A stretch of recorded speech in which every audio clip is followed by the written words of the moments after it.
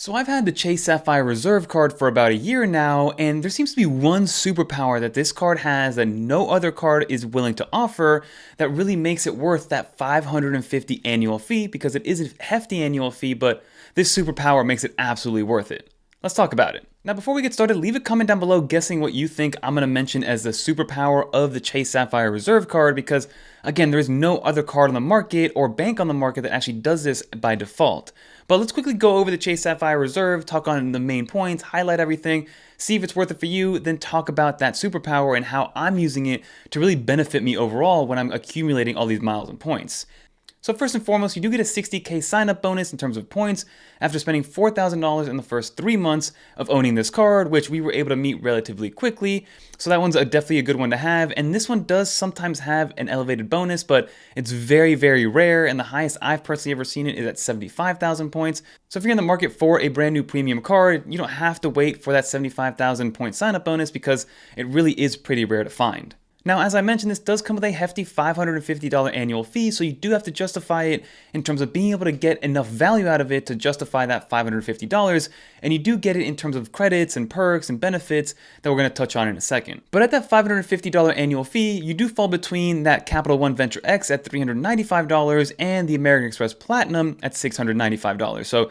So this is the middle ground in terms of premium tier credit cards for travel. So now, when it comes to an annual fee like this, the first thing I like to do is see all the benefits and perks that I get that are very easy to redeem and use, so you're not overly thinking about it when it comes to kind of offsetting the annual fee. And the first one I'm going to bring up is a $300 travel credit that Chase gives you with this card, bringing the effective annual fee down to $250. And what I love about this travel credit is that it's the easiest and the best travel credit to use in any market or any bank or any credit card, because for instance on the Capital One Venture X, you do get a $300 travel credit, but you have to use it through the Capital One Venture portal, which is totally fine and usable. But this $300 travel credit is not just for hotels and flights and rent-a-cars and things like that, but it's anything that codes for travel. So think subway transportation, bus transportation, Uber, Lyft, anything that involves transportation goes for this $300 credit, and it can be used across anything, and you do not have to go through any portal in order to activate it. So it immediately starts to take away from this credit the second you start to use it. For instance, I would commute into the city. It's about $5.50 for the day for me to commute in and out of New York City. So that when I was using the Chase Sapphire Reserve would go towards that credit right away. So even if you aren't somebody that travels a lot and you aren't going to use this for hotel coverage or flight coverage, you can use it for any type of transportation, whether it is a $20 Uber, a $2.75 subway, or a $1 bus ride. So that is an amazing thing to see, and it's very easy to use because it happens automatically without you having to think about it. You also get Priority Pass lounge access at all major airports, as well as Chase Sapphire lounges, which are, starting to pop up little by little. But this is rated at $470 value per year for this exact membership. So to each their own in terms of what you think you're actually going to be spending or using in terms of Priority Pass. But in my opinion, for what I use this for, the $300 travel credit, as well as the Priority Pass and the Chase Sapphire Lounge access, is enough to offset that $550 annual fee, because we travel about 3 or 4 times a year, and we do have my wife and my daughter to be able to get access to these lounges, and they're able to eat, and they're able to drink and do whatever they see fit. And real quick, for those Chase Sapphire lounges, there are 4 active ones right now. There's one at JFK, LaGuardia, they have one in Hong Kong, and one in Boston. And they have another 4 kind of on the website right now saying that Vegas, Philly, Phoenix, and San Diego are all coming soon. So let's see when they do open up, but they are beautiful lounges if you do have one in your area. Then of course you also get a $100 credit for TSA PreCheck and Global Entry, and even Nexus if that's something that you want to get into every 4 years. And then these other benefits and perks I'm going to mention are definitely the nice to haves, because I wasn't somebody that was paying for things like Lyft Pink or DoorDash memberships, but I do use them now very often because it is part of my perks package. So you do get a Dash Pass membership through 2027 now, so because they renewed that membership, which is awesome to see. And that's a $10 a month value at $120 a year. You can add it to that effective annual fee if you want to or not. But then you also get another perk inside of DoorDash, which is $5 per month as a credit, which is basically a $5 gift card, which is nice to have, that you can use every single month. And then you also get $20 credit for all DoorDash orders that aren't dining. So this is kind of like for groceries and pharmacy purchases that are all done through DoorDash. It's also a $10 credit twice per month. So technically you get up to $25 worth of credits in DoorDash per month, equating up to $300 a year.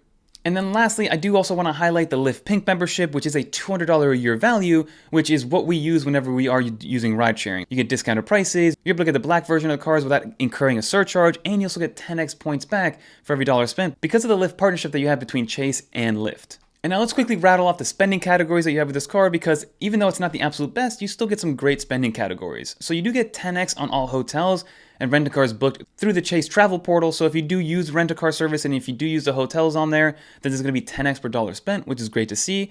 As I mentioned, you also get 10x on all Lyft rides through March of 25. So that's something to take into consideration, that it's not going to be there forever. It's going to kind of be discontinued in the next 10 months or so. You also get 5x on all flights purchased through the Chase travel portal, which is great. Then you get 3x on all flights booked outside of the transfer portal, so directly with the airline or through a booking.com. And then you also get 3x on all dining.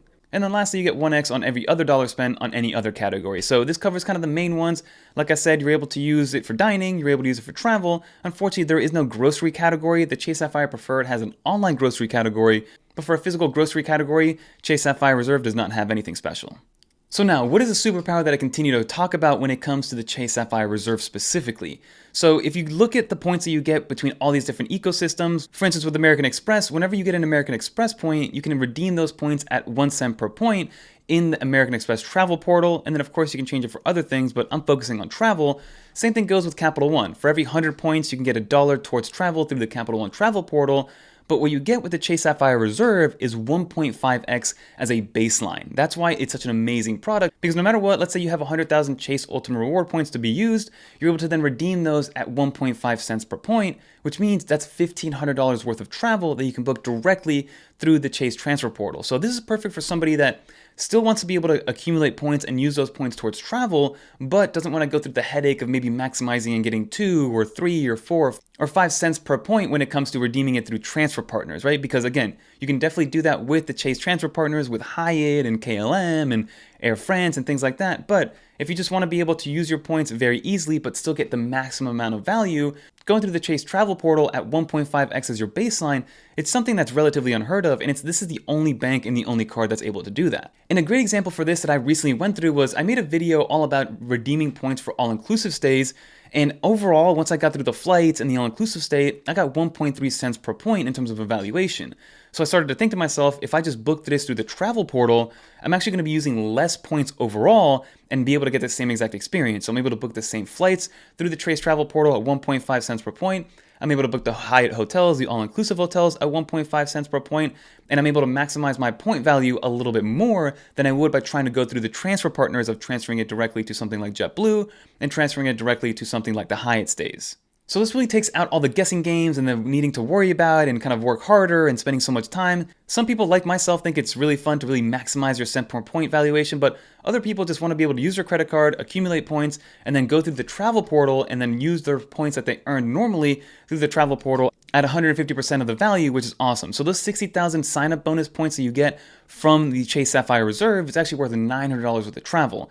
And then I'm not even going to mention all the ecosystem stuff. So let's say you have the Chase Sapphire Reserve, and then you also have the Freedom Flex or the Freedom Unlimited. So now all those points that you're earning can then be combined into the Chase Sapphire Reserve, making those points even more valuable long term. So leave a comment down below if you want to see an ecosystem video overhaul of the Chase Trifecta and what that looks like, because you can really get a lot of value overall, especially if you have the Chase Sapphire Reserve, because you can pool points from other credit cards as well as also from your spouse. So the two-player system is also something to get into consideration. But overall, the superpower is being able to get 1.5 cents per point as an absolute baseline and the bare minimum through the Chase travel portal. But that will just about do it for this video, everybody. If you made it to the end, leave a little dolphin in the comments down below so I know you made it to the end. And leave a comment down below if the Chase Sapphire Reserve is something that you have, something you've been looking for. If you have a Chase Sapphire Preferred, you can actually just product upgrade. There doesn't require another hard inquiry. You don't need to kind of go through anything, but you don't get a sign-up bonus if you do product upgrade. So for me, the $550 annual fee is definitely worth it. Let me know with a comment down below what you guys think. I'm going to leave a link down below for you guys to check out if you guys want to apply for it. It really helps the channel out, but definitely do your own research first. But that'll do it, everybody. If you want to watch more videos like this one, click on one of these videos right here. And until next time, I'm Fernando. Peace, everybody.